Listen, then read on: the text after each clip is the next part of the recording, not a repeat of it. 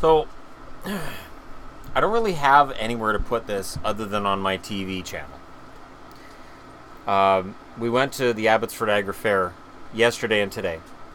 The unexpected surprise for me, I didn't know wrestling was going to be there. Not this wrestling. This is my Dean Ambrose shirt. But ECCW. Elite Canadian Championship Wrestling. I've always enjoyed independent wrestling. And when WWE ran roughshod over all the territories back in the late 80s, early 90s, and WCW siphoned a few of them up too, you lost something. And the independent scene has never again quite got to where it was in the 80s and 90s. I can still remember in Chilliwack going to Evergreen Hall and watching Stampede Wrestling. And seeing Honky Tonk Man ages before he was in WWE. And members of the Hart family, not Brett and not Owen, but members of the Hart family. And it was fun. And ECCW today reminded me a lot of that, and it reminded me of that last night too. They had Davey Boy Smith's kid Harry was wrestling, using the name Davey Boy Smith Jr. I always find it weird with him that he uses the British music, but he's born in Calgary, and he's Canadian. But again, this is wrestling, so you can be from whatever country you want to be. He had a Canadian leaf, though. And you know, he's a Hart. He's related to the Harts, and it was good to see him. Him and the guy he was against, King Cash was the name of the wrestler he was against, I believe. An Iranian character. They did some pretty good stiff shots with the chair. It wasn't a steel chair, but I still wouldn't want to get hit across the back with it numerous times. So his back was nice and red. What impressed me with the ECCW guys was very professional, very casual. The thing I've always liked with independent wrestling, and if you've never seen an indie show, watch one. And even if you're like, you know what, I don't like wrestling, go watch an indie show. There's indie talent all over this territory and every other territory. They, like I said, they don't make the money they used to. These guys are wrestling simply for the love of the game. And I let one wrestler on my way out know that I was impressed with his work last night. He didn't wrestle today. Ravenous Randy would be his name. The blue hair. And I liked his character a lot. I thought he had it down last night. I thought, you know, if you're going to play somewhat crazy, that works. And there were a couple of moments he had with a referee that I thought he was really significantly in character, entertaining for kids. Because the thing with indie shows, you're looking at the guys, they can break character. There was one guy last night, he worked as a heel, and he came out today, and in a tag match he worked as a face, and then he came back again later in the same show for the Battle Royal, and he was a heel again. And that's the kind of thing you're going to see at an indie show that's so much fun. And then the interaction with the kids. Mad Dog, and I didn't catch the name because the ring announcer, I don't know, I just couldn't make out the names he was saying most of the time. And it's weird because I've gone to wrestling shows for decades. Good ring announcer, but when he get to the names, he'd yell it, and I maybe it was the feedback, something. And he was losing his voice last night and today. So I'm not bad-mouthing him. It just, I had to look on the website for some of the guys, and I didn't see the Mad Dog character on there. He was so much fun, though.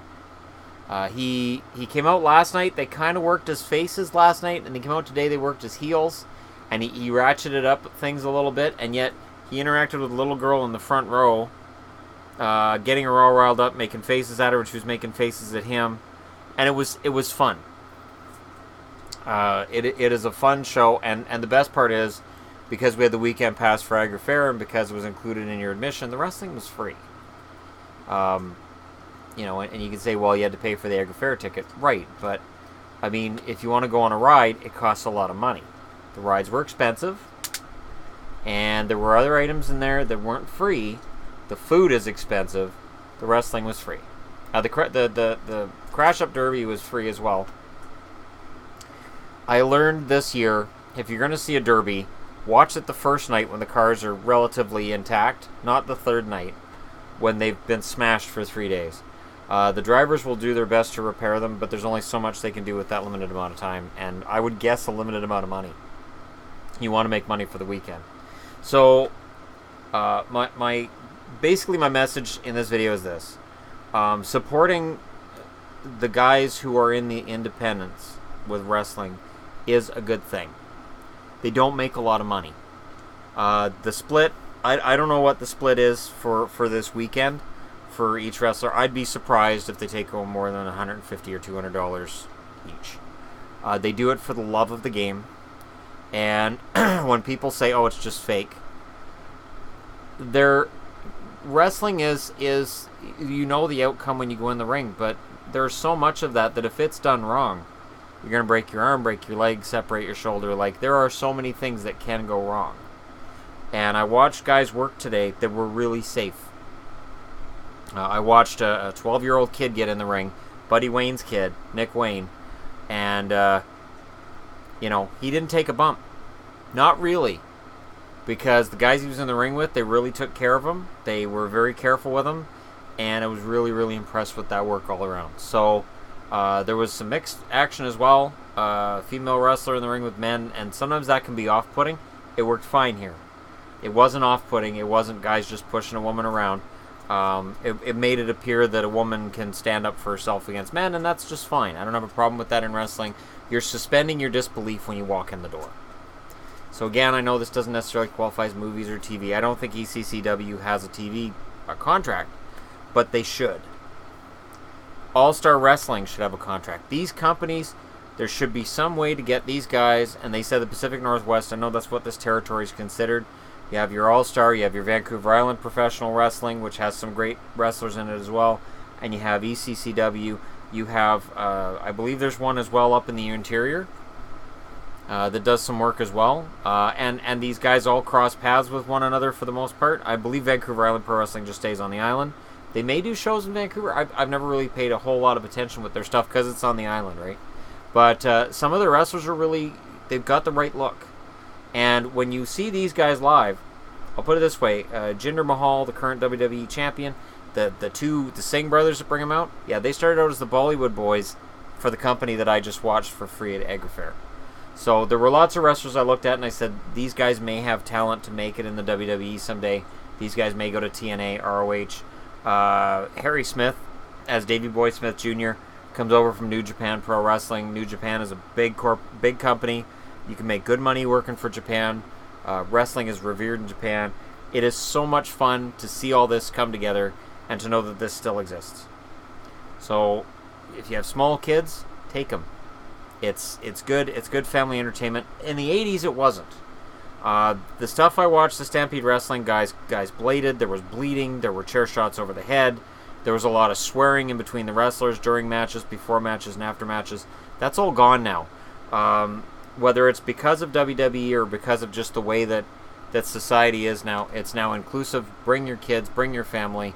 You're not going to see a drop of blood because these guys are really careful with each other and they take care of each other. So, the only one that I know of that still does, that will qualify as regional, I know Combat Zone Wrestling is still very over the top and hardcore. I'm not really into it. If you are, that's cool. But for the family stuff, and I like taking kids and seeing them watch it for the first time. I watched my stepsons see it for the first time. One of them, indifferent, sat there, complained. The other one thought it was awesome. And the best part was the one who thought it was awesome was the one who, when we went last night to see it, complained, how long is this going to take? When does it start? Oh, I don't want to be here. And then as soon as people started punching each other and kicking each other, it's like, this is great, this is awesome. So even if your kids say, I don't want to see wrestling, take them.